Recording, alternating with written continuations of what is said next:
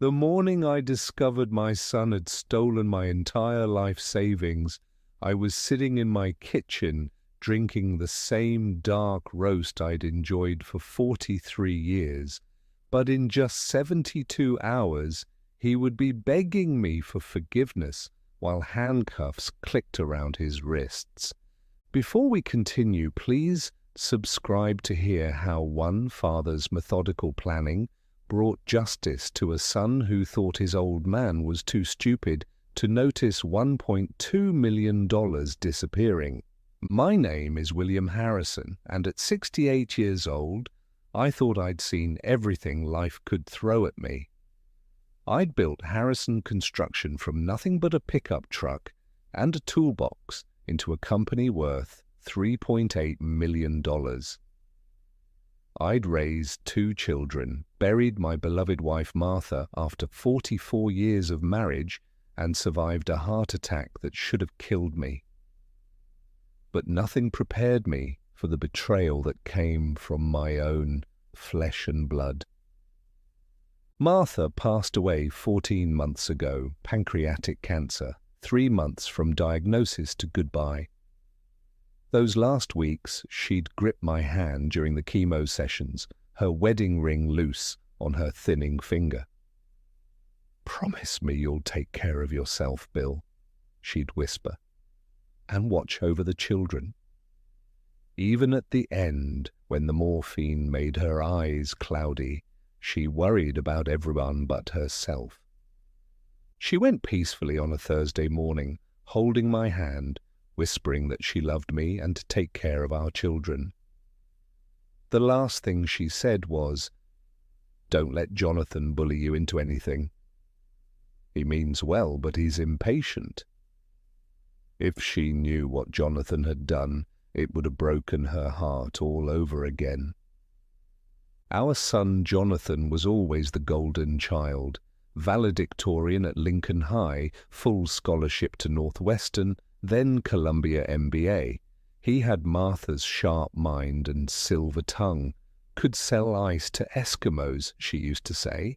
He married Ashley right out of business school, a woman who collected designer handbags like baseball cards and posted every meal on Instagram.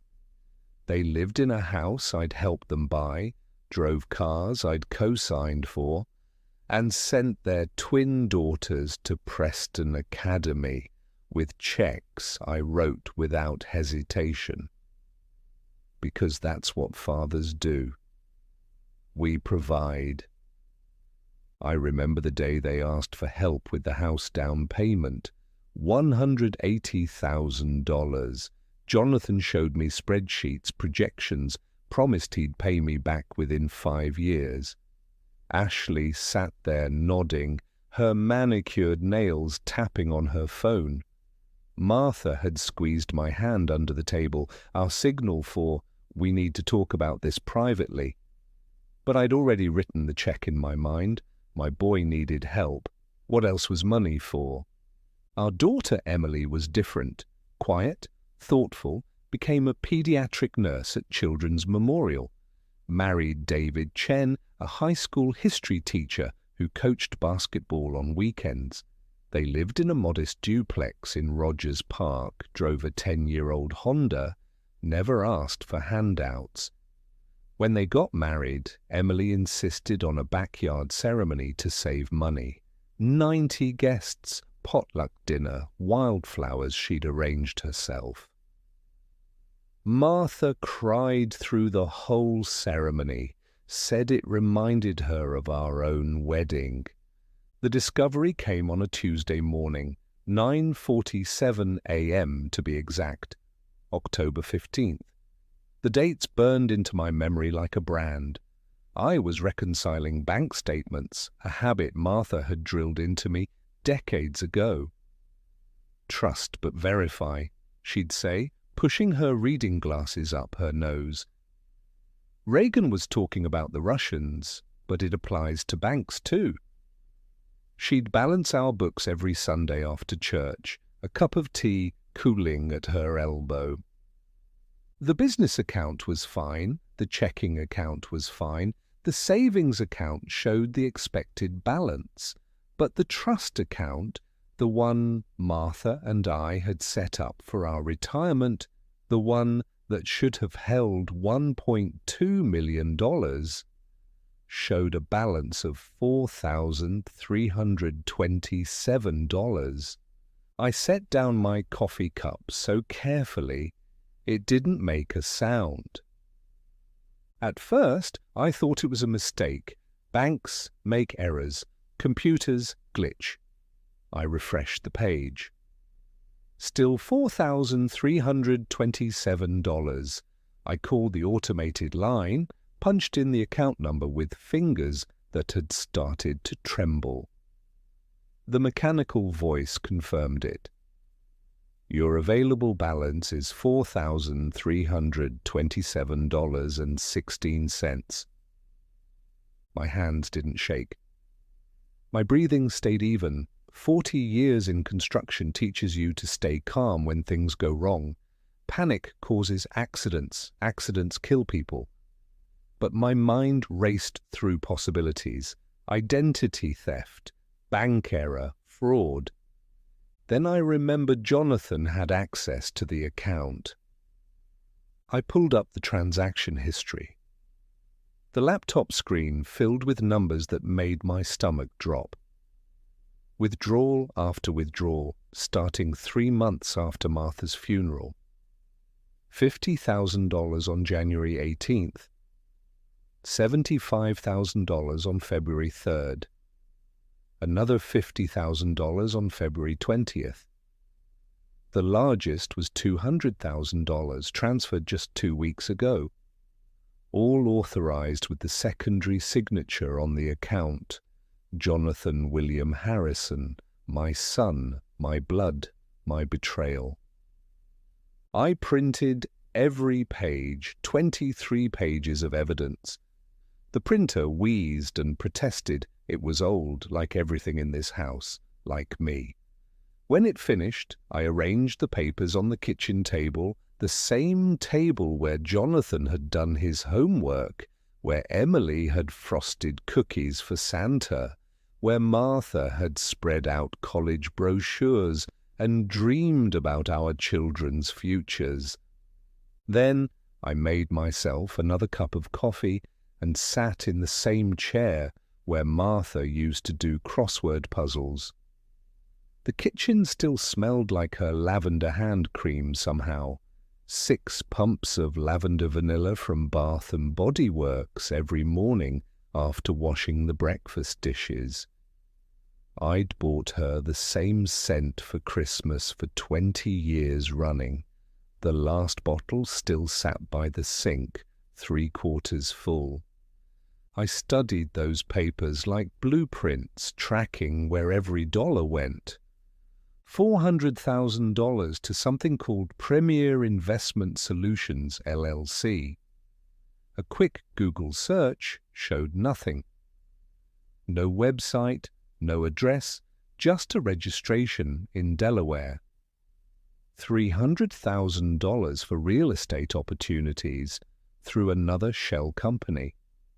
$150,000 in cash withdrawals, $10,000 at a time to avoid federal reporting. The rest scattered across dozens of smaller transactions, all of it gone in 11 months. My life's work, Martha's security blanket for me, evaporated like morning dew. The silence stretched through the house. Even Oscar, our 13-year-old golden retriever, seemed to sense something was wrong. He padded over from his bed by the radiator and rested his grey muzzle on my knee. I scratched behind his ears absently, the way Martha used to when she was thinking through a problem. I sat there for 2 hours, maybe 3. Time moves differently when your world tilts off its axis. The coffee went cold. Oscar eventually gave up and went back to his bed. The October sun climbed higher, casting shadows through Martha's lace curtains. I knew what I had to do. I called Robert Bradley, my lawyer for the past 20 years. Bobby had handled our wills, our trusts, every real estate deal for the business. More importantly, he'd handled my brother's ugly divorce and knew how family could turn vicious over money. Harrison Construction, Bill speaking, I answered from habit. Bill, it's Bobby. You pocket-dialed me. Number I need to see you today. Bring Sarah Chen from your office. The forensic accountant? A pause. Bobby had been a lawyer too long not to recognize the tone. Bill, what's wrong? Today, Bobby, 2 p.m., and tell Sarah to clear her afternoon. I'll move some things around. Bill, is this about 2 p.m., Bobby? I hung up before he could ask more questions, before I could change my mind. My next call was to Jonathan. Not to confront him, I needed to see his face when he lied to me. The phone rang 3 times. I pictured him checking the caller ID, maybe debating whether to answer. Finally, "Hey, Dad, I was just thinking about you. How's the knee?" The casual concern made bile rise in my throat. Fine. Listen, wondering if you could stop by this weekend. Want to discuss some estate planning. His voice brightened immediately, like a dog hearing the treat bag crinkle. Of course, Dad. Ashley and I can come Saturday. Should I bring the girls? Just you and Ashley. This is business talk. Sure thing. Hey, while I have you, I've been looking at this investment opportunity. We'll talk Saturday, John. It's really time-sensitive, Dad. It's a cannabis dispensary in Saturday. I hung up before the bile could rise any further in my throat. He wanted more money. Even after taking everything, he wanted more. The next 3 days moved with the precision of a construction timeline. I'd built 100 buildings, managed million-dollar projects. This was just another project. Demolition first, then rebuild. Wednesday morning, I drove to Bobby's office in the Loop. The same building where we'd signed the papers creating the trust 20 years ago. Martha had worn her navy suit, the one she saved for important occasions. We're protecting our future, she'd said in the elevator, making sure we'll never be a burden to the children. Bobby and Sarah were waiting in the conference room. Sarah Chen was young, maybe 35, with sharp eyes behind designer glasses. She had 3 laptops open before I'd even sat down. Tell us what's going on, Bill, Bobby said. I slid the bank statements across the mahogany table, watched their faces change as they read. Bobby's jaw tightened. Sarah's fingers flew across her keyboard. The withdrawals are legal, Bobby said finally. Jonathan's name is on the account. I know, but how he got that access? Sarah pulled up a document on her laptop, turned it toward me. Power of attorney documents filed while you were in the hospital for your heart surgery. This signature, double quote, isn't mine. You're certain? I pulled out my wallet, extracted my driver's license. Compare them. She did, using some kind of software that overlaid the signatures. Completely different. The letter formations, the pen pressure, the angle. This is textbook forgery. When exactly was your surgery? March 15th. I was on morphine for 3 days, unconscious for the first 18 hours. And this was signed March 16th at 2:47 p.m. Sarah pulled up another screen. Hospital records show you were in post-op recovery on a morphine drip, with 2 nurses present. There's no way you signed this. Security footage? Bobby asked. Already requested it, Sarah said. But honestly, we don't need it. This is fraud, wire fraud, since he used electronic transfers, forgery, elder abuse, technically, since Bill was incapacitated. We're looking at 15 to 20 years federal time. Bobby leaned back in his leather chair, the one that probably cost more than most people's cars. Bill, your son is in serious trouble. We can prove this, but once we start, I know what it means. Do you? This isn't just getting the money back. This is destroying his life.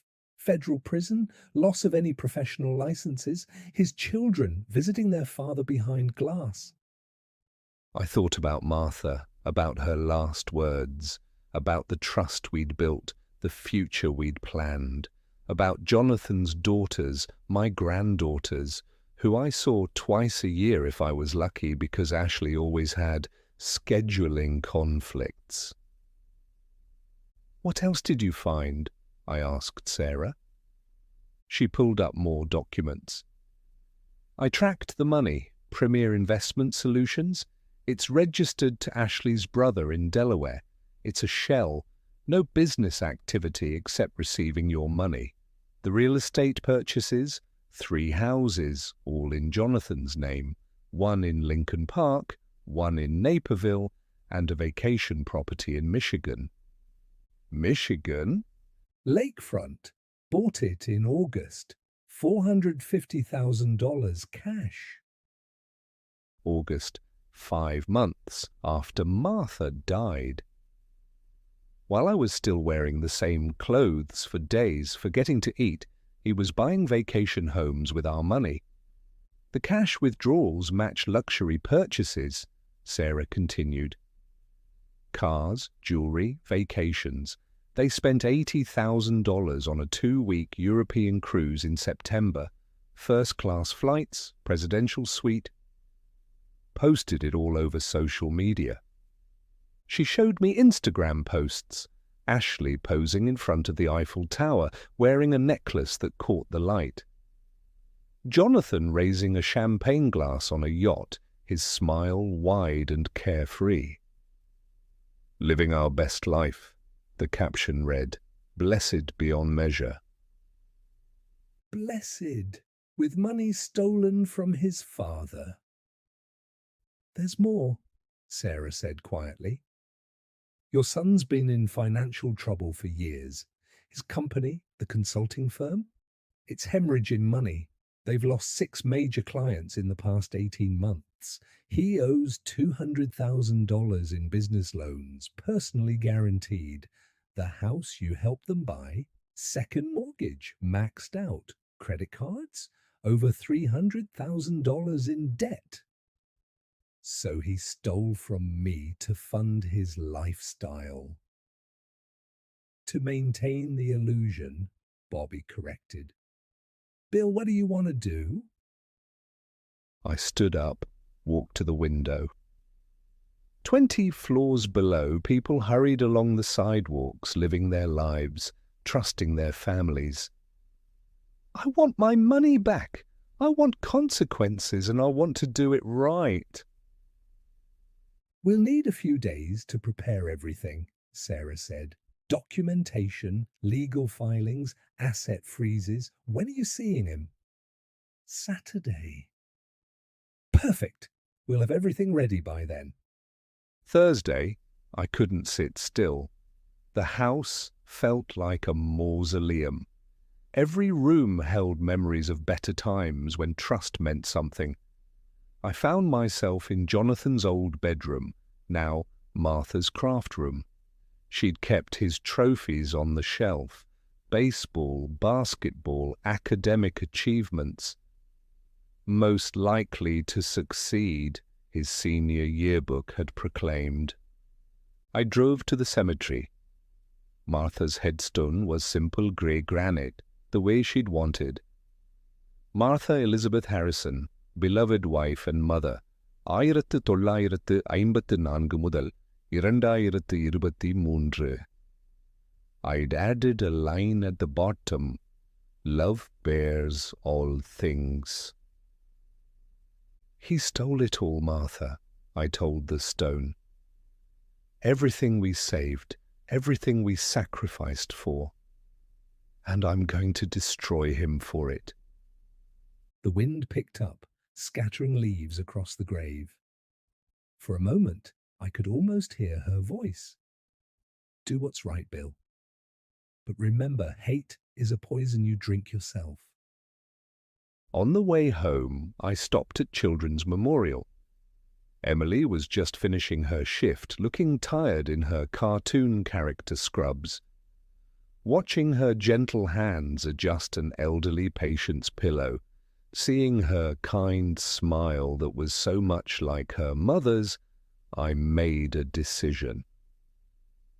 Em, can we grab coffee? In the hospital cafeteria, over terrible coffee that we both pretended was drinkable, I told her everything. She listened without interrupting, her face growing paler with each detail. I knew something was wrong, she said finally. Jonathan's been acting strange. Bought a new Porsche last month. Said business was booming, but I know his company's been struggling. David's cousin works there. They're laying people off. Has he asked you for money? Last Christmas. Said it was a short-term loan. We didn't have anything to give. She paused. He seemed angry about that. Said we needed to think bigger about our lives. I'm sorry, Em. For what? You didn't steal from yourself. She reached across the table and held my hand. What are you going to do? What needs to be done, but I want you to know Martha and I were planning to leave the trust to both of you, split evenly. That was before. Dad, I don't care about the money. I know you don't. That's why you're getting it. Her eyes filled with tears. He's still my brother. Number. Your brother died when he forged my signature while I was fighting for my life. What's left is a stranger wearing his face. Friday was for final preparations.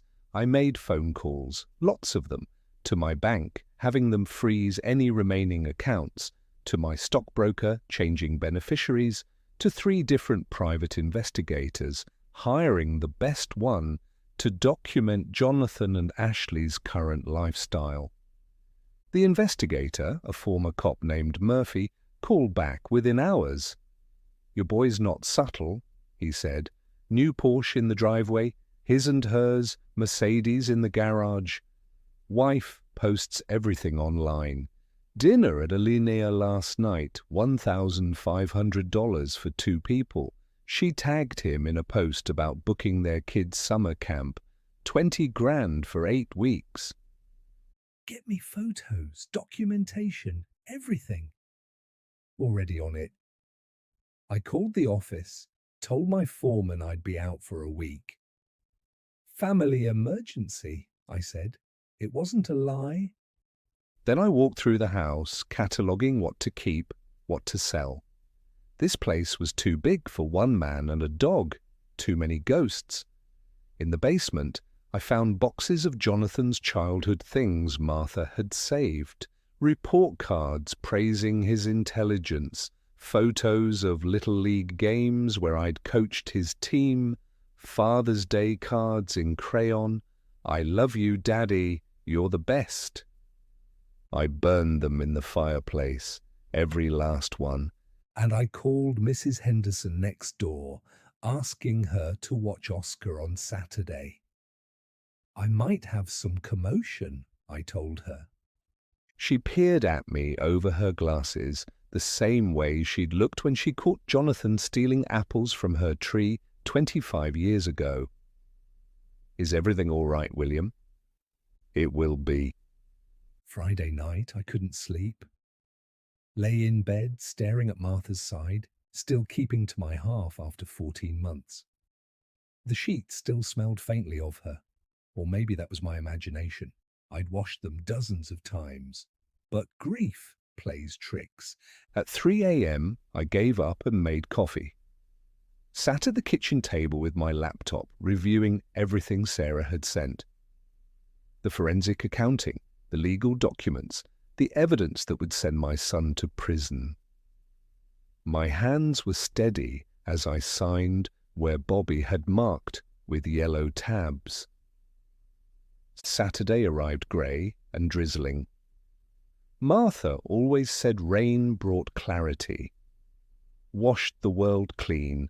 I made my coffee stronger than usual, added the splash of cream she always said would kill me someday. Funny how the small rebellions feel important when your world tilts. I arranged everything on the dining room table, bank statements spread out like tarot cards, power of attorney documents in a neat stack.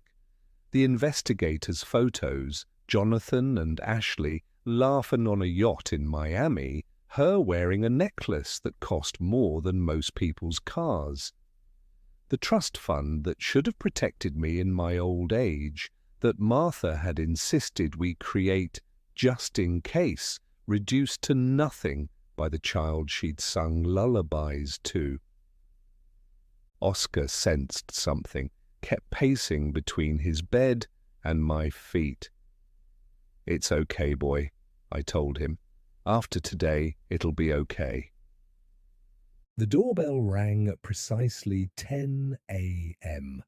Jonathan never could break his punctual habits, even while robbing his father blind. I watched them through the peephole first. Jonathan wore a cashmere sweater that probably cost $1,000. Ashley had a new handbag, red leather, designer logo prominent. They looked successful, prosperous. Like the golden couple they pretended to be on social media.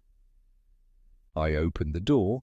They walked in like they owned the place already. Ashley air-kissed my cheek, her perfume overwhelming, something French and expensive. Jonathan clapped me on the shoulder, all fake concern, and practiced smiles. "Dad, you look tired. You taking your medications? You know they have new treatments for cardiac patients now. I read about this clinic in Switzerland." "Sit down." Something in my voice made them both freeze. 40 years of job sites teaches you how to command with tone alone. The voice that stops a worker from stepping into danger, the voice that cuts through chaos. They sat across from me at the dining room table where we'd celebrated 38 Thanksgivings. "I've been doing some financial planning," I began, keeping my voice steady. "Reviewing accounts, making sure everything's in order." Jonathan's eye twitched, just once, but I caught it. He covered by reaching for the coffee I hadn't offered. "That's great, Dad. Actually, about that investment opportunity I mentioned." I slid the bank statement across the table, the one showing the final balance of $4,327. Ashley gasped, an actual theatrical gasp like she'd practiced it in the mirror. One manicured hand flew to her throat. "Oh my God, William! You've been robbed." "Yes," I agreed. "I have." Jonathan's face cycled through emotions like a broken traffic light, confusion, fear, then settling on indignation. "Dad, we need to call the police immediately. This is identity theft. This is—" "Sit down!" He'd started to rise. My voice nailed him back to his chair. I spread out the withdrawal records, one by one, letting them see I'd tracked every penny. The silence stretched like it had in my kitchen 4 days ago, but this time it was them drowning in it. Dad, I can explain. Can you explain this? I placed the forged power of attorney document between them. Sarah had highlighted the discrepancies in yellow. Can you explain how you signed papers making yourself co-trustee while I was unconscious in a hospital bed? Can you explain how you systematically drained the account your mother and I spent 40 years building? Ashley's face had gone pale beneath her makeup. Jonathan, what is he talking about? Shut up, he hissed at her. The mask was slipping now. I saw the real Jonathan underneath, desperate, grasping, entitled. He turned back to me, spreading his hands. Dad, that money was just sitting there. You're 68 years old. What do you need $1.2 million for? We have children, expenses, a life to live.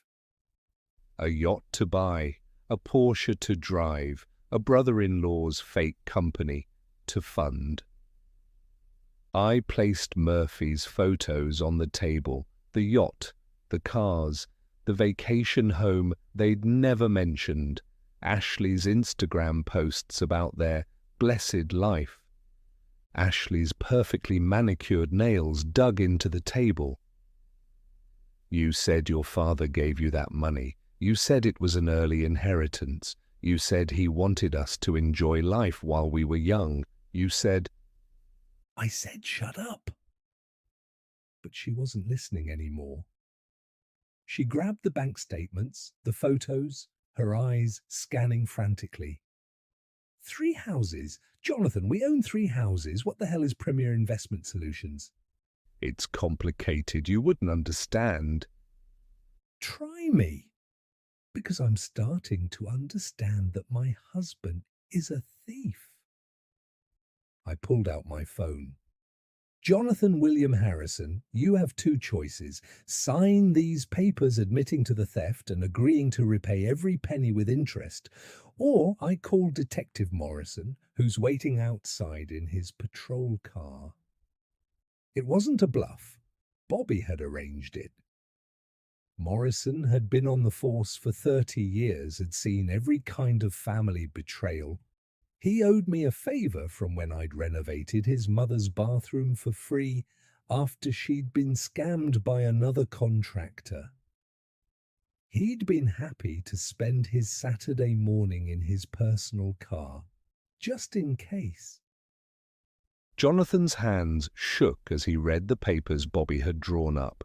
Confession, repayment plan at 8% interest, surrender of all assets purchased with stolen funds, transfer of his shares in Harrison Construction to Emily. Permanent ban from accessing any family trusts or estates. This would ruin me, he whispered.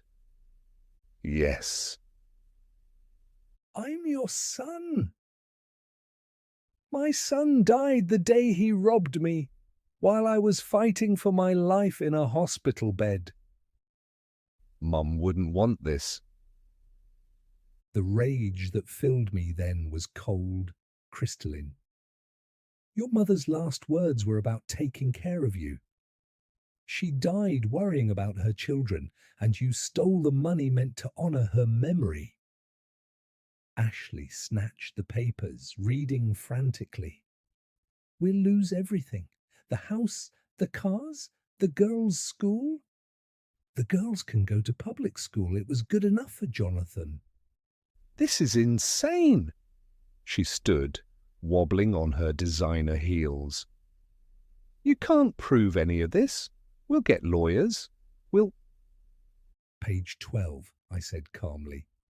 Security footage from the hospital showing Jonathan entering my room at 2:15 p.m. on March 16th.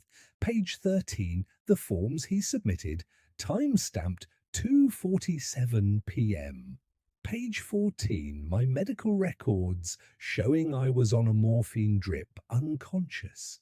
Page 15, the forensic handwriting analysis. Would you like me to continue? She sank back into her chair. Dad, please. Jonathan's voice cracked. For a moment, he sounded like the boy who'd broken my drill and tried to hide it. I was desperate. The business was failing. Ashley didn't know. I couldn't bear for her to find out. I couldn't lose them. So you chose to lose me instead. I was going to pay it back. When? After the next vacation? After the next car? After the next house? I leaned forward. You had 11 months to come to me, 11 months to confess. Instead, you took more. Always more. We could work out a payment plan. I could. Page 18, your company's bankruptcy filing from last week.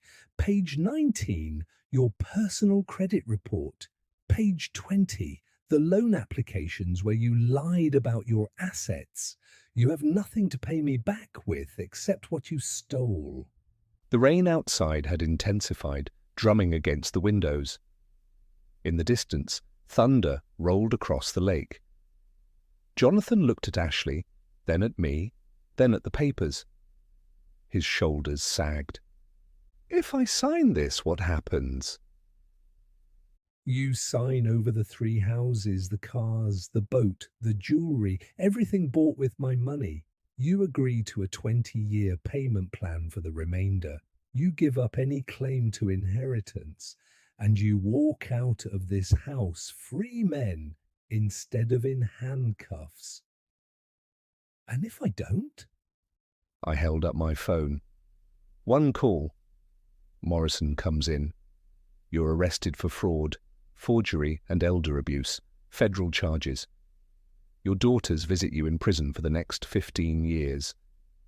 You'd do that to your own son? You did this to yourself. He signed. His hand shook so badly he had to restart twice.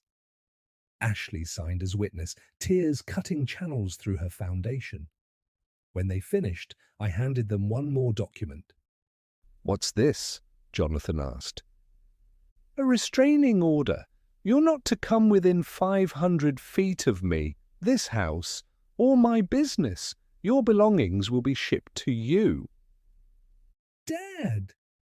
Mr. Harrison, you can call me Mr. Harrison. Ashley stood, wobbling on her designer heels. This isn't over. We'll contest this. We'll say you coerced us. You'll do nothing, I said, calmly. Because if you do, I don't just go to the police, I go to the IRS about those tax returns you filed, to the state board about Jonathan's professional license, to the country club about the membership dues you paid with stolen money, to Preston Academy about the tuition paid with fraudulent funds. I've spent 4 days documenting everything, every receipt, every transfer, every lie. Try me. They left without another word. Through the window, I watched Ashley stumble to their car, the Porsche they'd have to surrender next week. Jonathan looked back once, and for just a moment, I saw the little boy who used to help me build birdhouses in the garage, who'd hold the nails while I hammered, chattering about his day at school. Then he got in the car and drove out of my life. Detective Morrison knocked on the door. Everything all right, Bill? Everything's perfect. Thanks for parking outside. Anytime. Hey, that bathroom you fixed for my mom, still holding up great. She asks about you. Tell her I said hello. After he left, I called Emily. It's done. Are you okay, Dad? I will be. Can you and David come for dinner tomorrow? I want to talk about your future. Of course, Dad, I'm sorry about John. Me too, Em. Me too. I spent the rest of Saturday in my workshop building a new birdhouse. Martha had loved them, said they brought life to the garden. The smell of sawdust, the rhythm of sanding, the precision of joints fitting together. It cleared my head. As I worked, I thought about second chances. Jonathan would get his. He was young enough to rebuild if he learned from this. The law would ensure he paid back what he stole with interest. The houses, cars, and yacht would be liquidated. I'd recover most of the money. But trust? That was gone forever, cremated like Martha's body, scattered like her ashes in the rose garden she'd tended for decades. That night, Oscar and I sat on the back porch, watching the rain taper off. He leaned against my leg, sighing the way old dogs do. "Just you and me now, boy," I told him. He thumped his tail once, satisfied. Sunday dinner with Emily and David reminded me that not everything was lost. We ate pot roast, Martha's recipe, in the dining room that had seen happier gatherings. Emily had brought flowers, carnations and daisies, grocery store bouquet, but arranged with care. "Dad, I need to say something," Emily said over dessert. "I know what John did was unforgivable, but he's still my brother. I might stay in touch with him. Not about you, not about any of this. But the girls are still my nieces." That's your choice, Em. I won't ask you to choose sides. You already have my side, always. She paused. But I can't abandon his children. They didn't do anything wrong. Your mother would be proud of you. We talked about their plans to adopt. The house they'd found in Oak Park, small but with good bones. I told them about the new trust I was creating, iron-clad this time, with Emily as the sole beneficiary. "Dad, you don't have to..." Your mother wanted her grandchildren to have opportunities. Since Jonathan stole his share, yours will get both portions. David, who'd been quiet most of dinner, finally spoke. "Mr. Harrison, I want you to know we've never expected anything. Emily and we're happy with our life. I know that's why you deserve it." Monday morning, I met with a realtor. This house was too big for one man and a dog. Too many ghosts. Too many mornings expecting to see Martha at the stove. Too many evenings listening for footsteps that never came. "I want something smaller," I told the realtor. "Near my daughter in Oak Park, nothing fancy, just enough space for a workshop." This is a beautiful home, should sell quickly. The market is... "I don't care about the market. Price it to sell. I want it gone." Tuesday through Friday blurred together. Meetings with lawyers. Asset documentation. Jonathan had already vacated the Michigan house, Murphy reported seeing moving trucks. The Lincoln Park property would be listed next week. The cars were in the process of being repossessed. Sarah Chen called with updates. The forensic accounting revealed more hidden accounts. Another $400,000 we can recover. Your son was busy. Just get it done. There's something else. Jonathan's been calling my office, wanting to negotiate. He says he has information about Martha's jewelry that might interest you. Martha's jewelry, her wedding ring, her mother's pearl necklace, the diamond earrings I'd given her for our 25th anniversary. I'd assumed they were in the safety deposit box. "What about them?" "He won't say. Wants to meet with you." No. "He seems desperate, Bill. Maybe..." The restraining order is clear. No contact. But it gnawed at me. That night I checked the safety deposit box. Martha's jewelry was gone. All of it. Even her wedding ring, the quarter-carat solitaire I'd saved 6 months to buy in 1978. I called Bobby. He took her jewelry. We'll add it to the list of stolen assets. I want it back, not the money, the actual pieces. I'll see what I can do. Saturday, a package arrived. No return address, but I recognized Jonathan's handwriting. Inside, wrapped in tissue paper, was Martha's wedding ring. Nothing else, no note, no explanation, just the ring. I held it up to the light. She'd worn it for 44 years, never took it off except for surgery. The band was worn thin from decades of dishes, gardening, holding hands. I slipped it onto my pinky finger, the only one it would fit. That afternoon, Emily called. "Dad, John reached out to me. He wants me to tell you something." I don't want to hear it. He says he's entering rehab for gambling addiction. Says he's been sick for years. That's why he took the money. He's selling everything he has left to pay for treatment. Good for him. Dad, Emily, your brother is a grown man who made choices. If he's getting help, that's fine. But it doesn't change what he did. Addiction doesn't excuse betrayal. I know, I just thought you should know. 6 months later, I got a letter. No return address, but I recognized Jonathan's handwriting. Dad, I know I have no right to call you that anymore. Ashley left me, took the girls to her parents in Texas. I'm living in a studio apartment, working 2 jobs to make the court-ordered payments. I think about what I did every day. I dream about Mum, and she won't look at me. Sometimes I wake up, and for a second I forget what I've done, and then it crashes back and I can't breathe. I'm sorry. I know it's not enough. I know it never will be.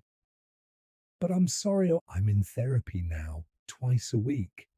The counselor says I need to understand why I felt entitled to take what wasn't mine, why I valued appearances over family, why I thought I could fill the hole inside me with money that wasn't mine to take. I'm trying.